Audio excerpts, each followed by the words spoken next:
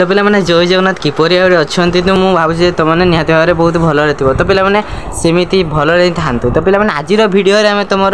generic elective 2 बा तुम GE2 जो आम कौन GE2 पॉलिटिकल साइंस जो रही है से पॉलिटिकल साइंस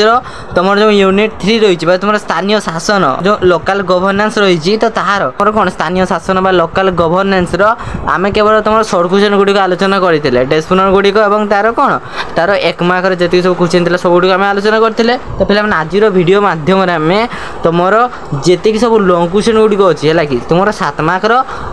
जी सब लंग क्वेश्चन गुड़िक अच्छी आम सब गुड़िक लंग क्वेश्चन आज ये गोटे भिडियो मध्यम आलोचना करवा तो पे जो पे चैनल को नुआ आसते तो चैनल को दयाकर सब्सक्राइब करूँ और निजर सांग निकट को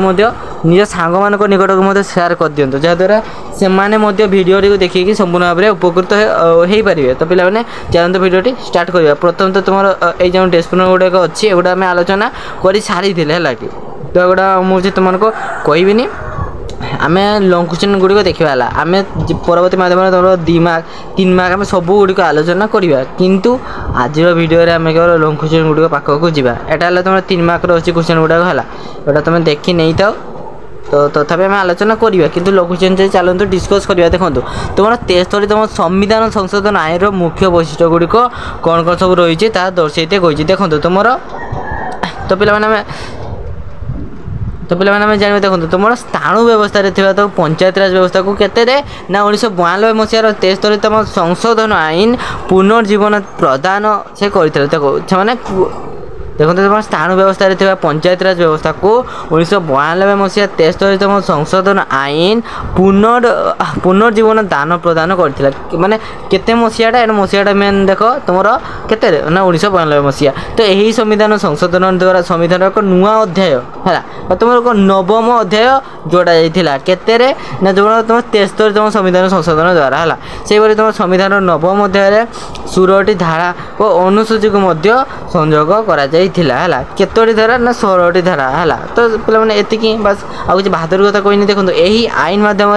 पंचायत राज व्यवस्था को संवैधानिक मर्यादा प्रदान करता क्यों आईन बरे ना तुम ना 73तम संविधान संशोधन आईन बरे बुझीगला तो पे चलते कौन अच्छी ना देखो भारत संविधान 5म और 6ठ अनुसूची सामिल थी जमी देश गुड़ देख जमीक आसाम त्रिपुरा हो मेघालय मिजोराम नागालैंड मणिपुर और तुम कौन पश्चिम बंगर दार्जिलिंग अंचल यही आईन को लागू करा जाइथिला तो देखो यार मुख्य वैशिष्ट्य गुड़िक कौन ना भारत में समस्त राज्य मानकर अंतर्भुक्त प्रत्येक ग्राम माने प्रत्येक ग्राम गोटे गोटे ग्राम सभा रहा आवश्यक और पंचायत यार कार्यसूची दायी रे से तुम धारा 243 अनुसार पंचायत स्वतंत्र स्थान लाभ कर 11 अनुच्छेद सृष्टि द्वारा तुम केतोटी ना 29टी विषय पंचायत राज व्यवस्था क्षमता उपभोग कर देखो समस्त राज्य तुम 3टी स्तरीय है तुम 30 स्तरीय तुम 3टी स्तर जो पंचायत राज व्यवस्था रही प्रचलन हो सहित यार प्राथमिक स्तर में से कौन ग्राम पंचायत हो माने मध्यम स्तर में पंचायत समिति हो सर्वोच्च स्तर तो पे गले तुम पंचायत समिति है तुम कौन माने पंचायत समिति है तुम सर्वोच्च स्तर माने ऊपर स्तर 2 नंबर कौन अच्छी देखो 2 नंबर अच्छी तुम कौन ग्राम पंचायत प्रथम कौन अच्छी ना तुम पंचायत राज व्यवस्था है तो सही भाव तुम 3टा व्यवस्था कराई तो पे देखो